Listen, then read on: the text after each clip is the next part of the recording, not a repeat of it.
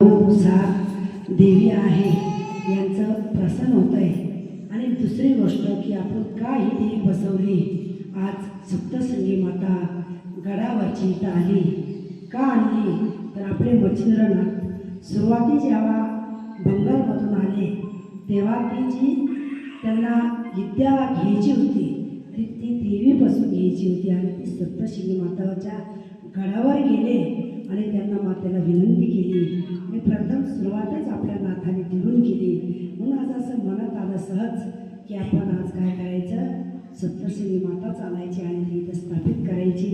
सप्तशृंगी माताने एक विनंती करेल, मी का देवी या सर्व माझ्या भक्तांना, नाथ भक्तांनाच नाही सर्व भक्तांना विजय दे, आशीर्वाद दे आणि त्यांची शांती, समृद्धी आणि प्रकृती ही तिन्ही त्यांना लाभो ही मी विनंती करेन। आणि एकदा पुन्हा आपण त्या मातेचा जयघोष करू।